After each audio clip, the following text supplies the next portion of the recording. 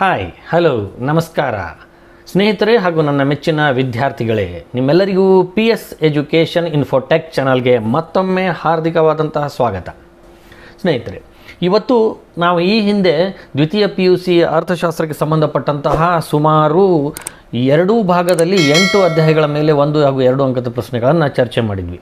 ಇವತ್ತು ನಮ್ಮ ದ್ವಿತೀಯ PUC ಅರ್ಥಶಾಸ್ತ್ರದಲ್ಲಿ ಈ 2020-21ಕ್ಕೆ 70% ಸಿಲೆಬಸನ್ನು ಹೊಂದಿರುವಂತಹ, ಅಂದರೆ 30% ಸಿಲೆಬಸ್ ಕಡಿಮೆ ಮಾಡಿರುವಂತಹ ಅಥವಾ ಕಡಿತಗೊಂಡಿರುವಂತಹ ಪಠ್ಯಕ್ರಮಕ್ಕೆ ಸಂಬಂಧಪಟ್ಟಂತೆ ಮಾದರಿ ಪ್ರಶ್ನೆ ಪತ್ರಿಕೆಯನ್ನು ನಿಮ್ಮ ಮುಂದೆ ನಾನೀಗ ಬಿಡಿಸ್ತಾ ಇದ್ದೇನೆ. ಈ ಮಾದರಿ ಪ್ರಶ್ನೆ ಪತ್ರಿಕೆ ನಮ್ಮ ಇಲಾಖೆ ಬಿಡುಗಡೆ ಮಾಡಿರುವಂತಹ ಮಾದರಿ ಪ್ರಶ್ನೆ ಪತ್ರಿಕೆಯಾಗಿದ್ದು, ಈ ಪ್ರಶ್ನೆ ಪತ್ರಿಕೆಯಲ್ಲಿಯ ಪ್ರಶ್ನೆಗಳನ್ನು, ಅದರಲ್ಲಿ ಬರುವ 1 ಹಾಗೂ 2 ಅಂಕದ ಪ್ರಶ್ನೋತ್ತರಗಳನ್ನು ಈ ಒಂದು ವಿಡಿಯೋದ ಮೂಲಕ ನಿಮ್ಮ ಮುಂದೆ ಪ್ರಸ್ತುತ ಪಡಿಸ್ತಾ ಇದ್ದೇನೆ. ತಾವೆಲ್ಲರೂ ಯಾವ ರೀತಿಯಾಗಿ ಆ ಪ್ರಶ್ನೆಗಳನ್ನು ಉತ್ತರ ಬರೀಬೇಕು ಅನ್ನೋದನ್ನು ಅರ್ಥ ಮಾಡಿಕೊಂಡು ಸಿದ್ಧತೆಯನ್ನು ಮಾಡಿಕೊಳ್ತೀರಿ ಅಂತ ನಂಬಿ ಈ ಪ್ರಶ್ನೆ ಪತ್ರಿಕೆಯನ್ನು ಪ್ರಾರಂಭ ಮಾಡ್ತಾ ಇದ್ದೀನಿ. ಮೊದಲಿಗೆ ಭಾಗ ಎ ಏನನ್ನು ಒಳಗೊಂಡಿರ್ತಾ ಇದೆ ಅಂತಂದರೆ, ಇಲ್ಲಿ ಸರಿಯಾದ ಉತ್ತರವನ್ನು ಆರಿಸಿ ಬರೆಯಿರಿ ಅನ್ನುವಂಥದ್ದು ಒಳಗೊಂಡಿರ್ತಾ ಇದೆ. ಸರಿಯಾದ ಉತ್ತರವನ್ನು ಆರಿಸಿ ಬರೆಯಿರಿ ಅಂದರೆ ಇಲ್ಲಿ ಬಹು ಆಯ್ಕೆ ಕೊಟ್ಟಿರ್ತಾ ಇದ್ದಾರೆ ಉತ್ತರಗಳನ್ನು. ಆ ಉತ್ತರಗಳಲ್ಲಿ ಸರಿ ಉತ್ತರವನ್ನು ನಾವು ಆಯ್ಕೆ ಮಾಡಿ ಬರೆಯುವಂಥದ್ದು. ಮೊದಲಿಗೆ ಈ ಒಂದು ಮಾದರಿ ಪ್ರಶ್ನೆ ಪತ್ರಿಕೆ ಹೇಗಿದೆ ಮತ್ತು ಯಾವ ರೀತಿಯಾಗಿ ನಾವು ಪ್ರಶ್ನೆಗಳನ್ನು ಅಟೆಂಪ್ಟ್ ಮಾಡಬೇಕು ಅನ್ನೋದನ್ನು ನಿಮ್ಮ ಮುಂದೆ ಪ್ರಸ್ತುತಪಡಿಸ್ತಾ ಇದ್ದೇನೆ. ಮೊದಲ ಪ್ರಶ್ನೆ, ಒಂದು ಆರ್ಥಿಕತೆಯು ಒಳಗೊಂಡಿರುವ ಕೇಂದ್ರೀಯ ಸಮಸ್ಯೆಗಳು. ಈ ಪ್ರಶ್ನೆಗೆ ಕೊಟ್ಟಿರುವಂತಹ ಸರಿ 4 ಉತ್ತರಗಳು ಅಂದರೆ: ಎ ಏನನ್ನು ಉತ್ಪಾದಿಸಬೇಕು, ಬಿ ಹೇಗೆ ಉತ್ಪಾದಿಸಬೇಕು, ಸಿ ಯಾರಿಗಾಗಿ ಉತ್ಪಾದಿಸಬೇಕು, ಡಿ ಮೇಲಿನ ಎಲ್ಲವೂ ಹೌದು. ಈ ಪ್ರಶ್ನೆಗೆ ಸರಿ ಉತ್ತರ ಅಂದರೆ ಡಿ ಮೇಲಿನ ಎಲ್ಲವೂ ಹೌದು. ಒಂದು ಆರ್ಥಿಕತೆಯು ಒಳಗೊಂಡಿರುವ ಕೇಂದ್ರೀಯ ಸಮಸ್ಯೆಗಳು ಏನು ಅಂತಂದರೆ, ಅದು ಏನನ್ನು ಉತ್ಪಾದಿಸಬೇಕು ಅನ್ನುವ ಸಮಸ್ಯೆಯೂ ಒಳಗೊಂಡಿರ್ತಾ ಇದೆ, ಹೇಗೆ ಉತ್ಪಾದಿಸಬೇಕು ಅನ್ನೋದು, ಯಾರಿಗಾಗಿ ಉತ್ಪಾದಿಸಬೇಕು ಅನ್ನೋದು ಎಲ್ಲವೂ ಒಳಗೊಂಡಿರೋದ್ರಿಂದ ಇದರ ಸರಿ ಉತ್ತರ ಡಿ ಮೇಲಿನ ಎಲ್ಲವೂ ಹೌದು. ಇನ್ನು ಎರಡನೆಯದಾಗಿ, ಲಂಬಾಂತರ ಬೇಡಿಕೆ ರೇಖೆಯು ಹೊಂದಿರುವುದು: ಎ ಪರಿಪೂರ್ಣ ಸ್ಥಿತಿಸ್ಥಾಪಕತ್ವ, ಬಿ ಪರಿಪೂರ್ಣ ಅಸ್ಥಿತಿಸ್ಥಾಪಕತ್ವ, ಸಿ ಸರಿಸಮಾನ ಸ್ಥಿತಿಸ್ಥಾಪಕತ್ವ, ಡಿ ಮೇಲಿನ ಯಾವುದು ಅಲ್ಲ. ಈ ಪ್ರಶ್ನೆಗೆ ಸರಿ ಉತ್ತರ ಬಿ ಪರಿಪೂರ್ಣ ಅಸ್ಥಿತಿಸ್ಥಾಪಕತ್ವ.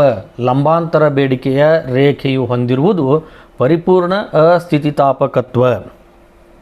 ಇನ್ನು ಮೂರನೆಯದಾಗಿ, ಎಲ್ಲ ಉತ್ಪಾದನಾಂಗಗಳ ಪಾವತಿಗಳ ಮೊತ್ತವನ್ನು ಮಾಪನ ಮಾಡುವುದಕ್ಕೆ: ಎ ಉತ್ಪನ್ನ ವಿಧಾನ, ಬಿ ವೆಚ್ಚದ ವಿಧಾನ, ಸಿ ಆದಾಯದ ವಿಧಾನ, ಡಿ ಮೇಲಿನ ಯಾವುದು ಅಲ್ಲ. ಈ 4 ಉತ್ತರಗಳಲ್ಲಿ ಸರಿ ಉತ್ತರ ಸಿ ಆದಾಯದ ವಿಧಾನ. ಅಂದರೆ ಎಲ್ಲ ಉತ್ಪಾದನಾಂಗಗಳ ಪಾವತಿಗಳ ಮೊತ್ತವನ್ನು ಮಾಪನ ಮಾಡುವುದಕ್ಕೆ ಆದಾಯದ ವಿಧಾನ ಅಂತ ಕರೀತಾರೆ. ಹಾಗಾಗಿ ಇಲ್ಲಿ ಸಿ ಆದಾಯ ವಿಧಾನ ಇದು ಸರಿ ಉತ್ತರ ಆಗಿದೆ. ಇನ್ನು 4ನೆಯದಾಗಿ, ಹಣದ ಪ್ರಮುಖ ಕಾರ್ಯ: ಎ ಉಳಿತಾಯ, ಬಿ ವೆಚ್ಚ, ಸಿ ವಿನಿಮಯ ಮಾಧ್ಯಮ, ಡಿ ಹೂಡಿಕೆ. ಈ 4 ಉತ್ತರಗಳಲ್ಲಿ ಸರಿ ಉತ್ತರ ವಿನಿಮಯ ಮಾಧ್ಯಮ. ಅಂದರೆ ಹಣದ ಪ್ರಮುಖ ಕಾರ್ಯ ಏನಾಗಿದೆ, ವಿನಿಮಯ ಮಾಧ್ಯಮ ಆಗಿದೆ. ಹಾಗಾಗಿ ವಿನಿಮಯ ಮಾಧ್ಯಮ ಇದು ಸರಿಯಾದ ಉತ್ತರ. ಇನ್ನು 5ನೆಯದಾಗಿ, ಆದಾಯದಿಂದ ಸ್ವತಂತ್ರವಾದ ಅನುಭೋಗವು: ಎ ಪ್ರೇರಿತ ಅನುಭೋಗವಾಗಿದೆ, ಬಿ ಸ್ವಾಯತ್ತ ಅನುಭೋಗವಾಗಿದೆ, ಸಿ ವ್ಯರ್ಥ ಅನುಭೋಗವಾಗಿದೆ, ಡಿ ಹಿಂದಿನ ಅನುಭೋಗವಾಗಿದೆ.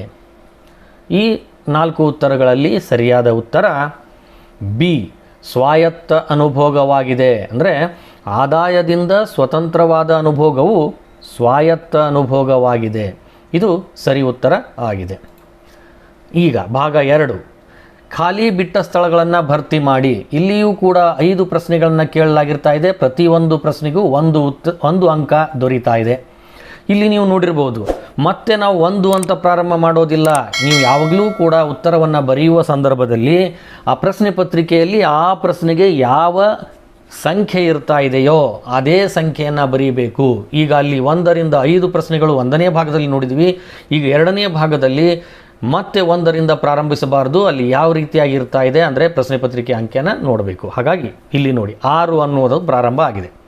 ಖಾಲಿ ಬಿಟ್ಟ ಸ್ಥಳವನ್ನು ಭರ್ತಿ ಮಾಡಿ ಮೊದಲನೇದು. ಅದರಲ್ಲಿ 6ನೆಯದಾಗಿ, ಸರಕೊಂದರ ಬೇಡಿಕೆಯು ಅದರ ಬೆಲೆಯೊಂದಿಗೆ ಡ್ಯಾಶ್ ದಿಕ್ಕಿನಲ್ಲಿ ಚಲಿಸುತ್ತದೆ. ಸರಕೊಂದರ ಬೇಡಿಕೆಯು ಅದರ ಬೆಲೆಯಲ್ಲಿ ಡ್ಯಾಶ್ ದಿಕ್ಕಿನಲ್ಲಿ ಚಲಿಸುತ್ತದೆ. ಇದರ ಸರಿ ಉತ್ತರ ಸರಕೊಂದರ ಬೇಡಿಕೆಯು ಅದರ ಬೆಲೆಯೊಂದಿಗೆ ವಿರುದ್ಧ ದಿಕ್ಕಿನಲ್ಲಿ ಚಲಿಸುತ್ತದೆ. ಅಂದರೆ ಇಲ್ಲಿ ಬಿಟ್ಟ ಸ್ಥಳ ವಿರುದ್ಧ ಎನ್ನುವಂತಹ ಪದವನ್ನು ನಾವು ಇಲ್ಲಿ ಹಾಕಬೇಕು, ಸೇರಿಸಬೇಕು. ಇನ್ನು 7ನೇದಾಗಿ ಸೀಮಾಂತ ಉತ್ಪನ್ನ ಮತ್ತು ಸರಾಸರಿ ಉತ್ಪನ್ನ ರೇಖೆಗಳೆರಡೂ ಡ್ಯಾಶ್ ಆಕಾರದಲ್ಲಿವೆ.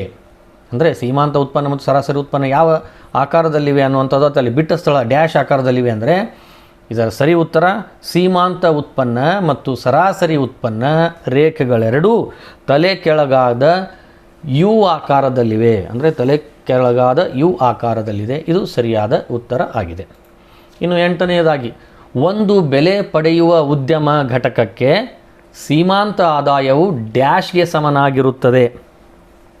ಇಲ್ಲಿ ಡ್ಯಾಶ್ಗೆ ಸಮನಾಗಿರುತ್ತದೆ. ಇದರ ಸರಿ ಉತ್ತರ ಒಂದು ಬೆಲೆ ಪಡೆಯುವ ಉದ್ಯಮ ಘಟಕಕ್ಕೆ ಸೀಮಾಂತ ಆದಾಯವು ಮಾರುಕಟ್ಟೆ ಬೆಲೆಗೆ ಸಮನಾಗಿರುತ್ತದೆ. ಅಂದರೆ ಇಲ್ಲಿ ಸರಿ ಉತ್ತರ ಮಾರುಕಟ್ಟೆ ಬೆಲೆ. ಹಾಗಾಗಿ ಮಾರುಕಟ್ಟೆ ಬೆಲೆಗೆ ಸಮನಾಗಿರುತ್ತದೆ ಅನ್ನುವಂಥದ್ದು ಸರಿ ಉತ್ತರ. ಇನ್ನು 9ನೇದಾಗಿ ಭೂಮಿಯು ಸಲ್ಲಿಸಿದ ಸೇವೆಗೆ ಆದಾಯದ ಒಂದು ಭಾಗವನ್ನು ಡ್ಯಾಶ್ ರೂಪದಲ್ಲಿ ಪಾವತಿಸಲಾಗುತ್ತದೆ.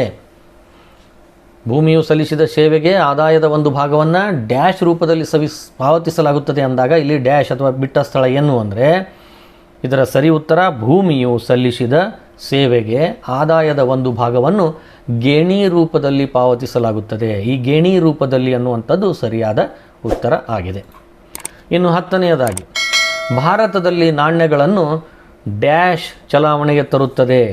ಭಾರತದಲ್ಲಿ ನಾಣ್ಯಗಳನ್ನು ಯಾರು ಚಲಾವಣೆ ತರ್ತಾರೆ ಅನ್ನುವಂಥದ್ರಲ್ಲಿ ಇಲ್ಲಿ ಬಿಟ್ಟ ಸ್ಥಳ ಡ್ಯಾಶ್ ಚಲಾವಣೆ ತರುತ್ತದೆ. ಅಂದರೆ ಇದರ ಸರಿ ಉತ್ತರ ಭಾರತದಲ್ಲಿ ನಾಣ್ಯಗಳನ್ನು ಭಾರತ ಸರ್ಕಾರ ಚಲಾವಣೆಗೆ ತರುತ್ತದೆ. ಅಂದರೆ ಇಲ್ಲಿ ಸರಿ ಉತ್ತರ ಭಾರತ ಸರ್ಕಾರ. ಇದು ಬಿಟ್ಟ ಸ್ಥಳ ಆಗಿದೆ. ಇನ್ನು ಭಾಗ 3 ಹೊಂದಿಸಿ ಬರೆಯಿರಿ. ಇಲ್ಲಿಯೂ ಕೂಡ 5 ಹೊಂದಿಸಿ ಬರೆಯುವಂತಹ ಪ್ರಶ್ನೆಗಳನ್ನು ಕೇಳಲಾಗಿರ್ತಾ ಇದೆ. ಪ್ರತಿಯೊಂದಕ್ಕೂ 1 ಅಂಕ. ಹೀಗಾಗಿ ಇಲ್ಲಿ ನಾವು 5 ಅಂಕಗಳನ್ನು ಪಡೆಯುವಂತಹ ಅವಕಾಶ. ಇದು ಪ್ರಶ್ನೆ ಪತ್ರಿಕೆಯ ಸೀರಿಯಲ್ ನಂಬರ್ 11 ಆಗಿರ್ತಾ ಇದೆ. ಹೊಂದಿಸಿ ಬರೆಯಿರಿ ಅನ್ನುವಂಥದ್ದು. ಇಲ್ಲಿ 2 ಪಟ್ಟಿಯನ್ನು ನೀಡಲಾಗಿರ್ತಾ ಇದೆ, ಎ ಮತ್ತು ಬಿ. ಎ ಮತ್ತು ಬಿ ಪಟ್ಟಿಯಲ್ಲಿಯ ಅಂಶಗಳನ್ನು ಹೊಂದಿಸಿ ಬರೆಯುವಂಥದ್ದು ನಮ್ಮ ಕಾರ್ಯ ಆಗಿರ್ತಾ ಇದೆ, ಉತ್ತರಿಸುವ ಕಾರ್ಯ ಆಗಿರ್ತಾ ಇದೆ. ನೋಡೋಣ 11ನೇ ಪ್ರಶ್ನೆ. ಎ ಪಟ್ಟಿ 1 ಕೇಂದ್ರೀಯ ಯೋಜಿತ ಆರ್ಥಿಕತೆ, 2 ಔದಾಸೀನ್ಯ ನಕ್ಷೆ, 3 ಪರಿಪೂರ್ಣ ಪೈಪೋಟಿ, 4 ಶ್ರಮ, 5 ಕಚ್ಚಾ ಸರಕು. ಈ 5 ಅಂಶಗಳಿಗೆ ಬಿ ಪಟ್ಟಿಯಲ್ಲಿ ಕೊಟ್ಟಿರುವಂತಹ ಜಂಬಲಾಗಿ ಕೊಟ್ಟಿರುವಂಥದ್ದು ಯಾವುದು ಅನ್ನೋದನ್ನು ನೋಡೋಣ. ಅಂದರೆ ಬಿ ಪಟ್ಟಿ ಎ ಪರಿಪೂರ್ಣ ಮಾಹಿತಿ, ಬಿ ಕೂಲಿ, ಸಿ ಸರ್ಕಾರ, ಡಿ ಮಧ್ಯವರ್ತಿ ಸರಕು, ಇ ಔದಾಸೀನ್ಯ ವಕ್ರ ರೇಖೆಗಳ ಕುಟುಂಬ. ಈಗ ಎ ಮತ್ತು ಬಿ ಪಟ್ಟಿಯಲ್ಲಿಯ ಹೊಂದಿಸಿ ಬರೆಯುವ ಉತ್ತರವನ್ನು ನಾವು ನೋಡಬೇಕು. ಅಂದರೆ ಅದರ ಸರಿಯಾದ ಉತ್ತರಗಳು ಮೊದಲನೇದ್ದು ಸಿ, ಅಂದರೆ ಕೇಂದ್ರೀಯ ಯೋಜಿತ ಆರ್ಥಿಕತೆಗೆ ಸಿ ಸರ್ಕಾರ ಅನ್ನುವಂಥದ್ದು ಸರಿ ಉತ್ತರ. ಇನ್ನು 2ನೇದ್ದು ಔದಾಸೀನ್ಯ ನಕ್ಷೆ. ಈ ಔದಾಸೀನ್ಯ ನಕ್ಷೆಗೆ ಸರಿ ಉತ್ತರ ಇ, ಅಂದರೆ ಔದಾಸೀನ್ಯ ವಕ್ರರೇಖೆಗಳ ಕುಟುಂಬ. ಇನ್ನು 3ನೇದಾಗಿ ಪರಿಪೂರ್ಣ ಪೈಪೋಟಿ. ಈ ಪರಿಪೂರ್ಣ ಪೈಪೋಟಿ ಇದಕ್ಕೆ ಸರಿ ಉತ್ತರ ಎ, ಅಂದರೆ ಪರಿಪೂರ್ಣ ಮಾಹಿತಿ. ಇನ್ನು 4ನೇದ್ದು ಶ್ರಮ. ಈ ಶ್ರಮ ಇದಕ್ಕೆ ಸರಿ ಉತ್ತರ ಬಿ, ಕೂಲಿ. ಶ್ರಮ ಇದು ಸರಿ ಉತ್ತರ ಕೂಲಿ, ಹೊಂದಿಸಿ ಬರೆಯುವಂಥದ್ದು. ಇನ್ನು 5ನೇದ್ದು ಕಚ್ಚಾ ಸರಕು. ಈ ಕಚ್ಚಾ ಸರಕು ಇದಕ್ಕೆ ಸರಿ ಉತ್ತರ 5ನೇದ್ದು, ಅಂದರೆ 5ನೇದಕ್ಕೆ ಡಿ ಮಧ್ಯವರ್ತಿ ಸರಕು. ಹೀಗೆ ನಾವು ಹೊಂದಿಸಿ ಬರೆದು 5 ಅಂಕಗಳನ್ನು ಇಲ್ಲಿ ಪಡೆದುಕೊಳ್ಳಬಹುದಾಗಿದೆ. ಇನ್ನು 4ನೆಯ ಭಾಗ. ಇಲ್ಲಿ ಈ ಕೆಳಗಿನ ಪ್ರಶ್ನೆಗಳಿಗೆ ಒಂದು ವಾಕ್ಯ ಅಥವಾ ಒಂದು ಪದದಲ್ಲಿ ಉತ್ತರಿಸಿ ಎನ್ನುವಂತಹ ಒಂದು ಪ್ರಶ್ನೆಯನ್ನು ಕೇಳಲಾಗಿರ್ತಾ ಇದೆ. ಇಲ್ಲಿಯೂ ಕೂಡ ನಾವು 5 ಪ್ರಶ್ನೆಗಳನ್ನು ಉತ್ತರಿಸಿ 5 ಅಂಕಗಳನ್ನು ನಾವು ಪಡೆಯುವಂಥದ್ದು. ಇಲ್ಲಿ ಪ್ರಶ್ನೆ ಪತ್ರಿಕೆ ಸೀರಿಯಲ್ ನಂಬರ್ 12 MRS ಅನ್ನು ವಿಸ್ತರಿಸಿ. MRS ಅನ್ನು ವಿಸ್ತರಿಸಿ ಅನ್ನುವಂತಹ ಈ ಒಂದು ಪ್ರಶ್ನೆಗೆ ಉತ್ತರ MRS marginal rate of substitution ಅಥವಾ ಸೀಮಾಂತ ಬದಲಿಕೆಯ ದರ MRS ಅಂದರೆ ಮಾರ್ಜಿನಲ್ ರೇಟ್ ಆಫ್ ಸಬ್ಸ್ಟಿಟ್ಯೂಷನ್ ಅಥವಾ ಸೀಮಾಂತ ಬದಲಿಕೆಯ ದರ. ಇದು ಸರಿ ಉತ್ತರ ಆಗಿದೆ. ಇನ್ನು 13ನೇದಾಗಿ ಒಟ್ಟು ಸ್ಥಿರ ವೆಚ್ಚ ಎಂದರೇನು? ಒಟ್ಟು ಸ್ಥಿರ ವೆಚ್ಚ ಎಂದರೇನು ಎನ್ನುವಂತಹ ಈ ಒಂದು ಪ್ರಶ್ನೆಗೆ ಉತ್ತರ, ಉತ್ಪಾದನೆಯಲ್ಲಿ ಸ್ಥಿರ ಆದಾನಗಳನ್ನು ಬಳಸಲು ಉದ್ಯಮವು ಮಾಡುವ ವೆಚ್ಚವೇ ಒಟ್ಟು ಸ್ಥಿರ ವೆಚ್ಚ. ಅಂದರೆ ಉತ್ಪಾದನೆಯಲ್ಲಿ ಸ್ಥಿರ ಆದಾನಗಳನ್ನು ಬಳಸಲಿಕ್ಕೆ ಉದ್ಯಮ ಏನು ಖರ್ಚು ಮಾಡ್ತಾ ಇದೆಯೋ, ವೆಚ್ಚ ಮಾಡ್ತಾ ಇದೆಯೋ ಅದನ್ನೇ ಒಟ್ಟು ಸ್ಥಿರ ವೆಚ್ಚ ಅಂತ ಕರೀತಾರೆ. ಇದು ಸರಿ ಉತ್ತರ ಆಗಿದೆ. ಇನ್ನು 14ನೇದು ಆಮದುಗಳ ಅರ್ಥ ನೀಡಿ. ಆಮದುಗಳು ಅಂದರೆ ಏನು? ಆಮದು ಅನ್ನುವಂಥದ್ದಕ್ಕೆ ಅರ್ಥ ನೀಡಿ ಎಂದಾಗ ಇದರ ಸರಿ ಉತ್ತರ, ಒಂದು ದೇಶ ಜಗತ್ತಿನ ಇತರ ದೇಶಗಳಿಂದ ಸರಕುಗಳನ್ನು ಖರೀದಿಸುವುದನ್ನು ಆಮದುಗಳು ಎನ್ನುತ್ತಾರೆ. ನೋಡಿ, ಒಂದು ದೇಶ ಜಗತ್ತಿನ ಇತರ ದೇಶಗಳಿಂದ ಸರಕುಗಳನ್ನು ಖರೀದಿ ಮಾಡುವುದಕ್ಕೆ ಆಮದುಗಳು ಎನ್ನುತ್ತಾರೆ. ಇದು ಸರಿ ಉತ್ತರ ಆಗಿದೆ. ಇನ್ನು 15ನೇದು ವೈಯಕ್ತಿಕ ವೆಚ್ಚ ಮಾಡಬಹುದಾದ ಆದಾಯವನ್ನು ಹೇಗೆ ಪಡೆಯುತ್ತೇವೆ? ವೈಯಕ್ತಿಕ ವೆಚ್ಚ ಮಾಡಬಹುದಾದ ಆದಾಯವನ್ನು ಹೇಗೆ ಪಡೆಯುತ್ತೇವೆ ಅನ್ನುವಂಥ ಈ ಪ್ರಶ್ನೆಗೆ ಸರಿ ಉತ್ತರ, ವೈಯಕ್ತಿಕ ವರಮಾನದಲ್ಲಿ ಜನರು ಪಾವತಿಸಿದ ವೈಯಕ್ತಿಕ ತೆರಿಗೆ ಮತ್ತು ತೆರಿಗೆಯೇತರ ಪಾವತಿಗಳನ್ನು ಕಳೆದ ನಂತರ ವೈಯಕ್ತಿಕ ವೆಚ್ಚ ಮಾಡಬಹುದಾದ ಆದಾಯವನ್ನು ಪಡೆಯುತ್ತೇವೆ. ಇದು ಸರಿ ಉತ್ತರ ಆಗಿದೆ. ಇನ್ನು 16ನೇದು ವಸ್ತು ವಿನಿಮಯ ಪದ್ಧತಿ ಎಂದರೇನು? ಈ ವಸ್ತು ವಿನಿಮಯ ಪದ್ಧತಿ ಎಂದರೇನು ಎನ್ನುವಂಥ ಈ ಪ್ರಶ್ನೆಗೆ ಉತ್ತರ, ಹಣವನ್ನು ಮಧ್ಯಮವಾಗಿ ಬಳಸದೆ ನಡೆಯುವ ಆರ್ಥಿಕ ವಿನಿಮಯಗಳನ್ನು ಸಾಟಿ ಅಥವಾ ವಸ್ತು ವಿನಿಮಯ ಪದ್ಧತಿ ಎನ್ನುತ್ತಾರೆ. ಅಂದರೆ ಹಣವನ್ನು ಮಾಧ್ಯಮವಾಗಿ ಬಳಸದೆ ನಡೆಯುವಂತಹ ಆರ್ಥಿಕ ವಿನಿಮಯಗಳನ್ನು ಸಾಟಿ ಅಥವಾ ವಸ್ತು ವಿನಿಮಯ ಪದ್ಧತಿ ಅಂತ ಕರೀತಾರೆ. ಇದು ಸರಿ ಉತ್ತರ ಆಗಿದೆ. ಇನ್ನು ಭಾಗ ಬಿ, ಈ ಕೆಳಗಿನ ಯಾವುದಾದರೂ 9 ಪ್ರಶ್ನೆಗಳಿಗೆ 4 ವಾಕ್ಯಗಳಲ್ಲಿ ಉತ್ತರಿಸಿ. 9 ಪ್ರಶ್ನೆಗಳಿಗೆ 4 ವಾಕ್ಯಗಳಲ್ಲಿ ಉತ್ತರಿಸಿ. ಇಲ್ಲಿ ಪ್ರತಿಯೊಂದು ಪ್ರಶ್ನೆಗೆ ಅಂದರೆ ಸರಿ ಉತ್ತರಕ್ಕೆ 2 ಅಂಕ ದೊರೀತಾ ಇದೆ. ಹಾಗಾಗಿ ಈ ಒಂದು ಭಾಗದಿಂದ 18 ಅಂಕಗಳನ್ನು ನಾವು ಪಡೆದುಕೊಳ್ಳಬಹುದಾಗಿದೆ. ಆದರೆ ಇಲ್ಲಿ ನಿಮಗೆ ಆಯ್ಕೆಗೆ ಅವಕಾಶ ಇರುವುದರಿಂದ ಯಾವುದಾದರೂ 9 ಪ್ರಶ್ನೆಗಳಿಗೆ 4 ವಾಕ್ಯಗಳಲ್ಲಿ ಉತ್ತರಿಸಬೇಕು ಆಗ್ತದೆ. ನೋಡೋಣ 17ನೇದಾಗಿ, ಅಂದರೆ ಪ್ರಶ್ನೆ ಪತ್ರಿಕೆಯ ಸೀರಿಯಲ್ ನಂಬರ್ 17, ವಾಸ್ತವಿಕ ಅರ್ಥಶಾಸ್ತ್ರ ಮತ್ತು ಮಾದರಿ ಅರ್ಥಶಾಸ್ತ್ರದ ನಡುವಿನ ವ್ಯತ್ಯಾಸವನ್ನು ತಿಳಿಸಿ. ಇಲ್ಲಿ ವಾಸ್ತವಿಕ ಅರ್ಥಶಾಸ್ತ್ರ ಮತ್ತು ಮಾದರಿ ಅರ್ಥಶಾಸ್ತ್ರ ನಡುವಿನ ವ್ಯತ್ಯಾಸವನ್ನು ತಿಳಿಸಿ ಅಂದಾಗ ಅದನ್ನು ನಾವು ವ್ಯತ್ಯಾಸ ಈ ಕೆಳಗಿನಂತೆ ಅಂದರೆ ಈ ರೀತಿಯಾಗಿ ಉತ್ತರಿಸಬಹುದು. ಅದರ ಉತ್ತರ, ಒಂದೆಡೆ ವಾಸ್ತವಿಕ ಅರ್ಥಶಾಸ್ತ್ರ, ಇನ್ನೊಂದೆಡೆ ಮಾದರಿ ಅರ್ಥಶಾಸ್ತ್ರ. ವಾಸ್ತವಿಕ ಅರ್ಥಶಾಸ್ತ್ರ ಅರ್ಥವ್ಯವಸ್ಥೆಯಲ್ಲಿ ವಿವಿಧ ಕಾರ್ಯತಂತ್ರಗಳು ಹೇಗೆ ಕಾರ್ಯನಿರ್ವಹಿಸುತ್ತವೆ ಎಂಬುದನ್ನು ಅಧ್ಯಯನ ಮಾಡುವುದು. ಆಮೇಲೆ ಸಮಸ್ಯೆಗೆ ಕಾರಣ ಹಾಗೂ ಪರಿಣಾಮಗಳ ಅಧ್ಯಯನ ಮಾಡುವುದು. ಆಮೇಲೆ ಆರ್ಥಿಕತೆಯ ನೈಜ ಸ್ಥಿತಿಗಳ ಬಗ್ಗೆ ಅಧ್ಯಯನ ಮಾಡ್ತದೆ. ಇದು ವಾಸ್ತವಿಕ ಅರ್ಥಶಾಸ್ತ್ರ.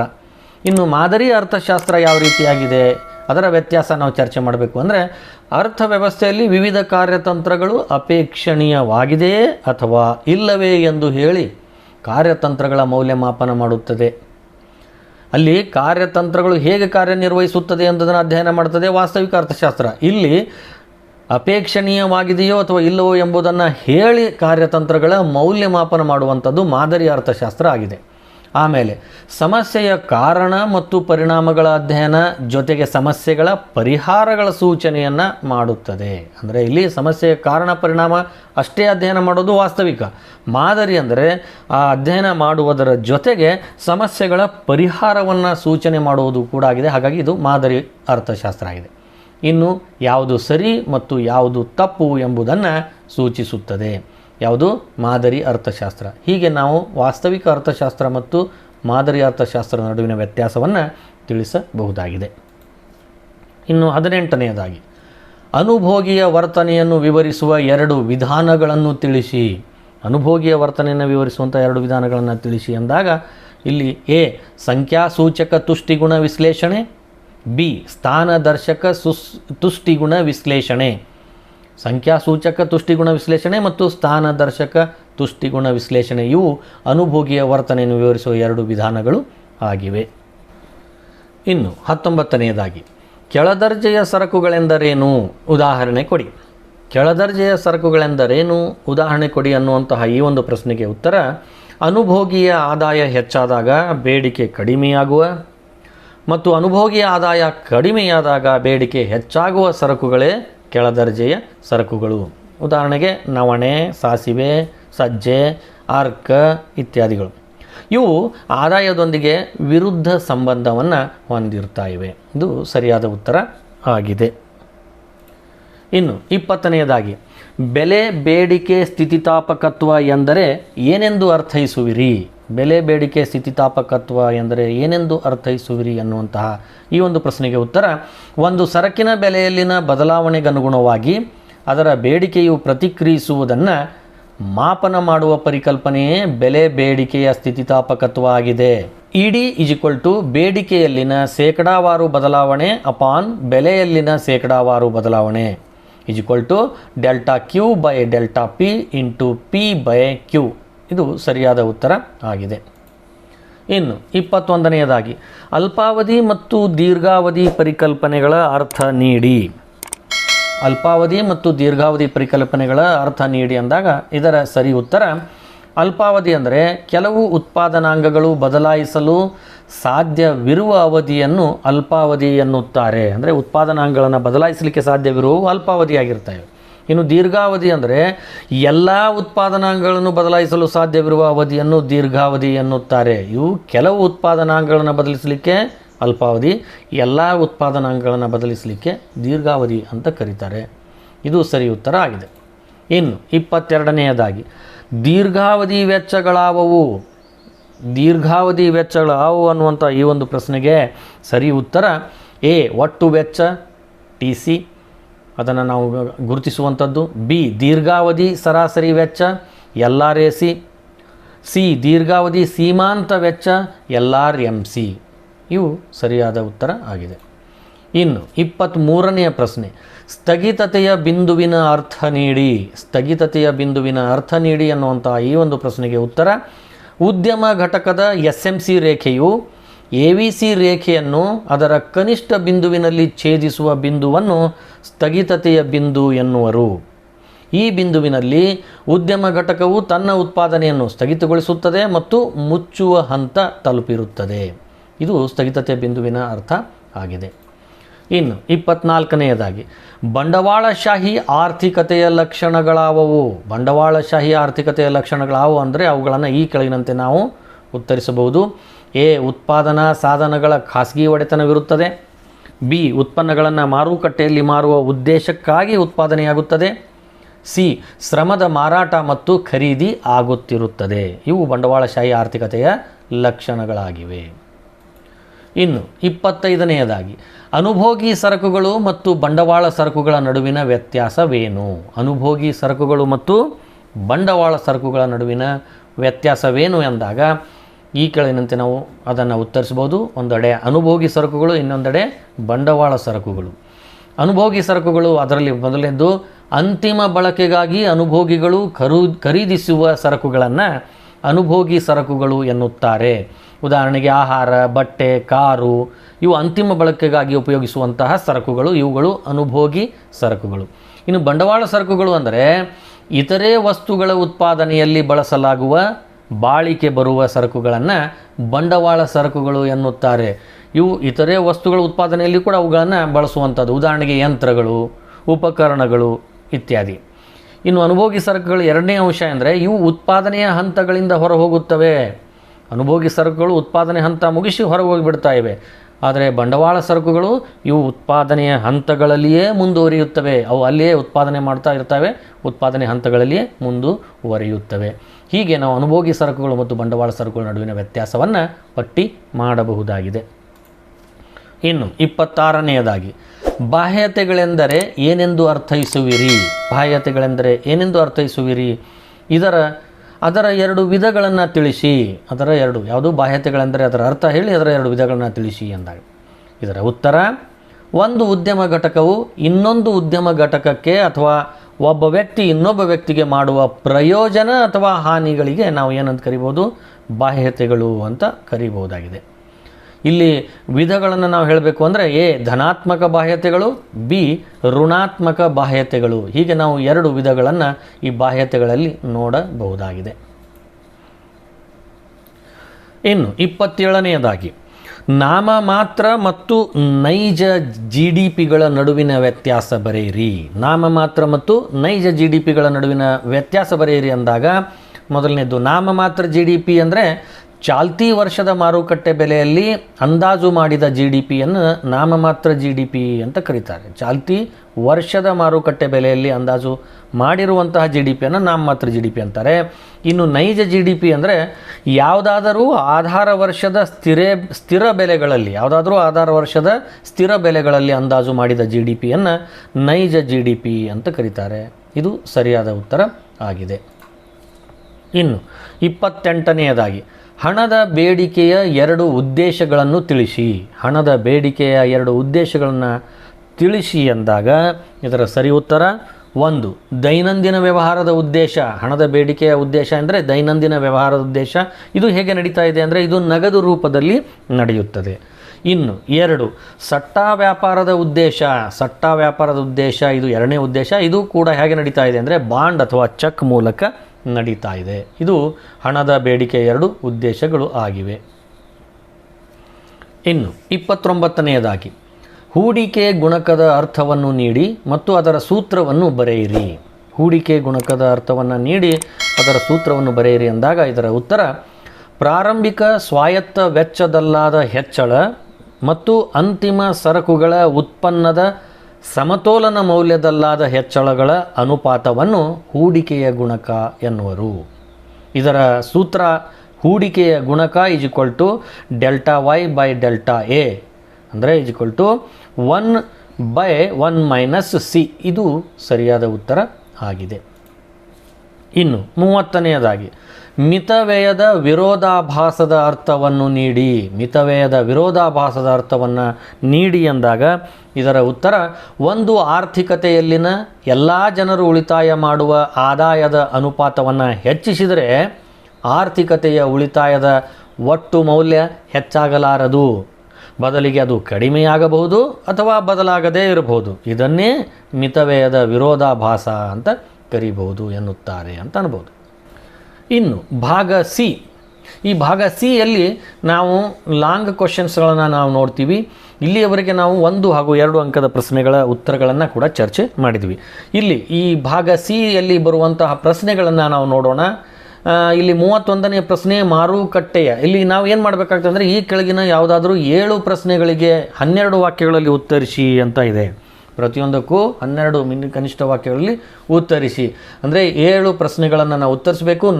ಪ್ರತಿಯೊಂದು ಪ್ರಶ್ನೆಗಳಿಗೂ 4 ಅಂಕಗಳು ದೊರೀತಾ ಇವೆ. ಹೀಗಾಗಿ ಈ ಭಾಗದಿಂದ 28 ಅಂಕಗಳನ್ನು ಪಡೆದುಕೊಳ್ಳಲಿಕ್ಕೆ ಅವಕಾಶ ಇದೆ. ಇದರಲ್ಲಿ ಬರುವಂಥ ಪ್ರಶ್ನೆಗಳೆಂದರೆ 31ನೇದು ಮಾರುಕಟ್ಟೆ ಅರ್ಥವ್ಯವಸ್ಥೆಯ ಬಗ್ಗೆ ಲಘು ಟಿಪ್ಪಣಿ ಬರೆಯಿರಿ. 32ನೇದಾಗಿ ಬಜೆಟ್ ರೇಖೆಯ ಇಳಿಜಾರಿನ ನಿಷ್ಪತ್ತಿಯನ್ನು ರೇಖಾಚಿತ್ರದೊಂದಿಗೆ ವಿವರಿಸಿ. 33ನೇದು ಬದಲಿ ಸರಕು ಮತ್ತು ಪೂರಕ ಸರಕುಗಳ ನಡುವಿನ ವ್ಯತ್ಯಾಸಗಳನ್ನು ವಿವರಿಸಿ. 34ನೇದು ಈ ಕೆಳಗಿನ ಕೋಷ್ಟಕವು ಶ್ರಮದ ಒಟ್ಟು ಉತ್ಪನ್ನ TP1 ಪಟ್ಟಿಯನ್ನು ನೀಡುತ್ತದೆ. APL ಮತ್ತು MPLಗಳನ್ನು ಕಂಡುಹಿಡಿಯಿರಿ ಅನ್ನುವಂಥದ್ದು. ಆಮೇಲೆ 35 ಈ ಕೆಳಗಿನ ಷರತ್ತುಗಳಡಿಯಲ್ಲಿ ಪರಿಪೂರ್ಣ ಪೈಪೋಟಿಯಲ್ಲಿ ಉದ್ಯಮ ಘಟಕದ ಲಾಭ ಗರಿಷ್ಠಗೊಳಿಸುವಿಕೆಯ ಬಗ್ಗೆ ಸಂಕ್ಷಿಪ್ತ ಟಿಪ್ಪಣಿಯನ್ನು ಬರೆಯಿರಿ. AP MC B MCU QOಗಳಲ್ಲಿ ಇಳಿಕೆಯಾಗುವುದಿಲ್ಲ. ಇನ್ನು 36 ಉದ್ಯಮ ಘಟಕದ ಪೂರೈಕೆ ರೇಖೆಯ ನಿರ್ಧಾರಗಳನ್ನು ವಿವರಿಸಿ. 36 ಆದ ನಂತರ 37 ಸಮಗ್ರ ಅರ್ಥಶಾಸ್ತ್ರವು ಸೂಕ್ಷ್ಮ ಅರ್ಥಶಾಸ್ತ್ರಕ್ಕಿಂತ ಯಾವ ರೀತಿ ಭಿನ್ನವಾಗಿದೆ ಎಂಬುದನ್ನು ಸಂಕ್ಷಿಪ್ತವಾಗಿ ವಿವರಿಸಿ. 38 ಅಂತಿಮ ಸರಕುಗಳ ಪರಿಕಲ್ಪನೆ ಕುರಿತು ಲಘು ಟಿಪ್ಪಣಿ ಬರೆಯಿರಿ. 39 ತಫಶೀಲು ಪಟ್ಟಿಯ ಯೋಜಿತ ಸಂಗ್ರಹಣೆ ಮತ್ತು ಕುಸಿತದ ಉದಾಹರಣೆಯನ್ನು ವಿವರಿಸಿ. 40 ಹಣದ ಶಾಸನಬದ್ಧ ವ್ಯಾಖ್ಯಾನಗಳನ್ನು ಕುರಿತು ಒಂದು ಟಿಪ್ಪಣಿ ಬರೆಯಿರಿ. 41 ಅನುಭೋಗ ಬಿಂಬಕವನ್ನು ಸಂಕ್ಷಿಪ್ತವಾಗಿ ವಿವರಿಸಿ. ಹೀಗೆ ನಾವು ಈ ಪ್ರಶ್ನೆಗಳಲ್ಲಿ 7 ಪ್ರಶ್ನೆಗಳಿಗೆ ನಾವು ಉತ್ತರಿಸಿ ಪ್ರತಿಯೊಂದಕ್ಕೂ 4 ಅಂಕಗಳನ್ನು ಪಡೆಯಬಹುದಾಗಿದೆ. ಇನ್ನು ಭಾಗ ಡಿ ಅಂತ ಬರ್ತಾ ಇದೆ. ಇಲ್ಲಿ ಒಂದು ಪ್ರಶ್ನೆಗೆ ಕನಿಷ್ಠ 20 ವಾಕ್ಯಗಳಲ್ಲಿ ಉತ್ತರಿಸಿ ಅಂತಿರ್ತಾ ಇದೆ. ಇದಕ್ಕೆ ಒಂದು ಪ್ರಶ್ನೆಗೆ 6 ಅಂಕ ದೊರೆಯುವಂಥದ್ದು. ಇಲ್ಲಿ ನಾವು ಪ್ರಶ್ನೆ ಪತ್ರಿಕೆಯ ಭಾಗ ಡಿ ಅದರಲ್ಲಿ ಸೀರಿಯಲ್ ನೋಡಬೇಕು ಅಂದರೆ ಕೆಳಗಿನ ಯಾವುದಾದ್ರೂ 4 ಪ್ರಶ್ನೆಗಳಿಗೆ 20 ವಾಕ್ಯಗಳಲ್ಲಿ ಅಂದರೆ ಇಲ್ಲಿ ನಾವು 4 ಪ್ರಶ್ನೆಗಳಿಗೆ ಉತ್ತರಿಸಿ 6 ಪ್ರತಿಯೊಂದಕ್ಕೂ ಅಂಕಗಳನ್ನು ಪಡೆದು ಅಂದರೆ 24 ಒಟ್ಟು ಅಂಕಗಳನ್ನು ಈ ಒಂದು ಭಾಗದಿಂದ ಪಡೆದುಕೊಳ್ಳಬಹುದಾಗಿದೆ. ಇಲ್ಲಿ ಕೇಳುವಂಥ ಪ್ರಶ್ನೆ ನಾವು ನೋಡಿದರೆ 42ನೇದು ಇಳಿಮುಖ ಸೀಮಾಂತ ತುಷ್ಟಿಗುಣ ನಿಯಮವನ್ನು ಕೋಷ್ಟಕ ಮತ್ತು ರೇಖಾಚಿತ್ರದ ಸಹಾಯದಿಂದ ವಿವರಿಸಿ. 43 ವಿವಿಧ ಅಲ್ಪಾವಧಿ ವೆಚ್ಚಗಳನ್ನು ವಿವರಿಸಿ. 44 ಪರಿಪೂರ್ಣ ಪೈಪೋಟಿ ಮಾರುಕಟ್ಟೆಯಲ್ಲಿ ಉದ್ಯಮ ಘಟಕವೊಂದರ ಒಟ್ಟು ಆದಾಯ ಮತ್ತು ಸರಾಸರಿ ಆದಾಯವನ್ನು ರೇಖಾಚಿತ್ರಗಳ ಸಹಾಯದಿಂದ ವಿವರಿಸಿ. 45 ಸಮಗ್ರ ಆರ್ಥಿಕ ಅನನ್ಯತೆಗಳನ್ನು ವಿವರಿಸಿ. 46 GDPಯನ್ನು ಒಂದು ದೇಶದ ಯೋಗಕ್ಷೇಮದ ಸೂಚ್ಯಾಂಕವಾಗಿ ಬಳಸಿಕೊಳ್ಳುವುದರ ಮಿತಿಗಳನ್ನು ಬರೆಯಿರಿ. 47 ಮೀಸಲುಗಳ ಅಗತ್ಯ ಹಣದ ನಿರ್ಮಾಣಕ್ಕೆ ಒಂದು ಮಿತಿಯಾಗಿದೆ ವಿವರಿಸಿ. 48 ಗುಣಕದ ಯಾಂತ್ರಿಕತೆಯನ್ನು ವಿವರಿಸಿ. ಹೀಗೆ ಈ ಪ್ರಶ್ನೆಗಳಲ್ಲಿ ನಾವು 4 ಪ್ರಶ್ನೆಗಳಿಗೆ ಉತ್ತರಿಸಿ 24 ಅಂಕಗಳನ್ನು ಈ ಒಂದು ಭಾಗದಿಂದ ಪಡೆದುಕೊಳ್ಳಬಹುದಾಗಿದೆ. ಇನ್ನು ಭಾಗ ಇ ಅನ್ನುವಂಥ ಪ್ರಶ್ನೆ ಬರ್ತಾ ಇದೆ. ಈ ಭಾಗ ಇ ಅನ್ನುವಂಥ ಭಾಗದಲ್ಲಿ ಕೆಳಗಿನ ಯಾವುದಾದ್ರೂ 2 ಕಾರ್ಯಭಾರ ಮತ್ತು ನಿಯೋಜನೆಗೆ ಆಧಾರಿತ ಪ್ರಶ್ನೆಗಳಿಗೆ ಉತ್ತರಿಸಿ ಅಂತ ಇಲ್ಲಿ 2 ಪ್ರಶ್ನೆಗಳಿಗೆ ನಾವು ಉತ್ತರಿಸಬೇಕಾಗಿರುವಂಥದ್ದು. ಅದು ಇಂಟು 5 ಅಂದರೆ ಪ್ರತಿಯೊಂದಕ್ಕೂ ಎಷ್ಟು ಅಂಕ ದೊರೀತಾ ಇದೆ ನಮಗೆ ಅಂತಂದರೆ 5 ಅಂಕ. ಹಾಗಾಗಿ ಇಲ್ಲಿ 10 ಅಂಕವನ್ನು ಈ ಭಾಗದಿಂದ ನಾವು ಪಡೆದುಕೊಳ್ಳಬಹುದಾಗಿದೆ. ಒಬ್ಬ ಅನುಭೋಗಿಯು 2 ಸರಕುಗಳನ್ನು ಅನುಭೋಗಿಸಲು ಬಯಸುತ್ತಾಳೆ. ಬಾಳೆಹಣ್ಣಿನ ಬೆಲೆ 5 ರು, ಮಾವಿನ ಹಣ್ಣಿನ ಬೆಲೆ 10 ರು ಆಗಿದ್ದು ಅನುಭೋಗಿಯ ಆದಾಯ ರು 40 ಆಗಿದೆ. ಈ ಕೆಳಗಿನವುಗಳಿಗೆ ಉತ್ತರಿಸಿ ಅಂದಾಗ ಈ ಅನುಭೋಗಿ ತನ್ನ ಸಂಪೂರ್ಣ ಆದಾಯವನ್ನು ಖರ್ಚು ಮಾಡಿ ಎಷ್ಟು ಪ್ರಮಾಣದ ಬಾಳೆಹಣ್ಣನ್ನು ಉಪಯೋಗಿಸಬಹುದು. ಆಮೇಲೆ ಅನುಭೋಗಿಯು ತನ್ನ ಸಂಪೂರ್ಣ ಆದಾಯವನ್ನು ಖರ್ಚು ಮಾಡಿ ಎಷ್ಟು ಪ್ರಮಾಣದ ಮಾವಿನ ಹಣ್ಣನ್ನು ಉಪಯೋಗಿಸಬಹುದು. ಬಜೆಟ್ ರೇಖೆಯು ಇಳಿಜಾರು ಕೆಳಮುಖ ಅಥವಾ ಮೇಲ್ಮುಖವಾಗಿರುತ್ತದೆಯೇ. ಆಮೇಲೆ ಬಜೆಟ್ ರೇಖೆಯ ಮೇಲಿನ ಎಲ್ಲ ಸಂಯೋಜನೆಗಳು ಅನುಭೋಗಿ ಆದಾಯಕ್ಕೆ ಸಮನಾಗಿರುತ್ತವೆ ಅಥವಾ ಇಲ್ಲವೇ ಒಂದು ಬಾಳೆಹಣ್ಣನ್ನು ಹೆಚ್ಚುವರಿಯಾಗಿ ಪಡೆಯಲು ಮಾವಿನ ಹಣ್ಣನ್ನು ಬಿಟ್ಟು ಕೊಡಬೇಕಾಗುತ್ತದೆ, ಇದು ಸರಿಯೇ. ಇವುಗಳನ್ನು ನಾವು ಇಲ್ಲಿ ವಿವರಿಸಬೇಕಾಗ್ತಾ ಇದೆ. ಇನ್ನು 50ನೇದು ಸೀರಿಯಲ್ ನಂಬರ್. ಕೆಳಗೆ ನೀಡಿರುವ ಕೋಷ್ಟಕದಲ್ಲಿ ಸರಕಿನ ಪ್ರತಿ ಘಟಕದ ಮಾರುಕಟ್ಟೆಯ ಬೆಲೆ 10 ರು ಇದ್ದಾಗ ಒಟ್ಟು ಆದಾಯ, ಸೀಮಾಂತ ಆದಾಯ ಮತ್ತು ಸರಾಸರಿ ಆದಾಯಗಳ ಅನುಸೂಚಿಯ ಲೆಕ್ಕಾಚಾರ ಮಾಡಿ ಅಂತ ಹೇಳಿ ಇಲ್ಲಿ ಕೇಳಲಾಗಿರ್ತಾ ಇದೆ. TR, MR, AR ಮಾರಾಟದ ಪ್ರಮಾಣ ಇಲ್ಲಿ ಹಾಕಿ ಇದನ್ನು ನಾವು ಬಿಡಿಸಬೇಕು. ಅಕಸ್ಮಾತ್ ಅಂಧ ವಿದ್ಯಾರ್ಥಿಯಾಗಿದ್ದರೆ ಅವರಿಗೆ ಈ ಒಂದು ಪ್ರಶ್ನೆಯನ್ನು ಕೇಳಲಾಗ್ತದೆ ಬರೆಯುವಂಥದ್ದು. ಒಟ್ಟು ಆದಾಯ, ಸೀಮಾಂತ ಆದಾಯ ಮತ್ತು ಸರಾಸರಿ ಆದಾಯಗಳ ಅರ್ಥವನ್ನು ವಿವರಿಸಿ. ಇದು ಕೇವಲ ಅಂಧ ವಿದ್ಯಾರ್ಥಿಗೆ ಮಾತ್ರ ಬರೆಯುವಂಥದ್ದು. ಈಗ ನಾವು ರೆಗ್ಯುಲರ್ ವಿದ್ಯಾರ್ಥಿಗಳು ಏನು ಮಾಡಬೇಕು ಅಂದರೆ ಈ ಮೇಲಿನ ಅನುಸೂಚಿಗಳ ಲೆಕ್ಕಾಚಾರ ಮಾಡಿ ನಾವು ಬರೆಯುವಂಥದ್ದು. ಇನ್ನು 51ನೇ ಪ್ರಶ್ನೆ, ಅನಾಣ್ಯೀಕರಣ ಅಥವಾ ಹಣದ ಅಮಾನ್ಯೀಕರಣ, ನೋಟು ರದ್ದತಿಯ ಬಗ್ಗೆ ಒಂದು ಟಿಪ್ಪಣಿ ಬರೆಯಿರಿ ಅಂತ ಇದೆ. ಈ ರೀತಿ ಈ ಪ್ರಶ್ನೆಗೆ ನಾವು ಇಲ್ಲಿ ಉತ್ತರಿಸುವಂಥದ್ದು. ಹೀಗೆ ಈ ಮಾದರಿ ಪ್ರಶ್ನೆ ಪತ್ರಿಕೆ ಅಂದರೆ ಈ 2020-21ರ ಪರೀಕ್ಷೆ, ಈ ಪರೀಕ್ಷೆಗೆ 30% ಸಿಲೆಬಸ್ ಕಡಿತಗೊಳಿಸಿರುವುದರಿಂದ ಮಾದರಿ ಪ್ರಶ್ನೆ ಪತ್ರಿಕೆಯನ್ನು ಬಿಡುಗಡೆ ಮಾಡಲಾಗಿದೆ ಇಲಾಖೆ. ಇದನ್ನು ನಾವು ಇಲ್ಲಿ ಚರ್ಚೆ ಮಾಡಿದ್ವಿ. ವಿದ್ಯಾರ್ಥಿಗಳೇ, ನಿಮಗೆ ಈ ವಿಡಿಯೋ ಇಷ್ಟ ಆದಲ್ಲಿ ದಯವಿಟ್ಟು ಲೈಕ್ ಬಟನ್ನ ಒತ್ತಿ ಹಾಗೂ ಈ ವಿಡಿಯೋವನ್ನು ಶೇರ್ ಮಾಡಿ, ಹಾಗೆ ಸಬ್ಸ್ಕ್ರೈಬ್ ಮಾಡಿ, ಆ ಬೆಲ್ ಐಕಾನನ್ನು ಒತ್ತಿ. ನಮಸ್ಕಾರ.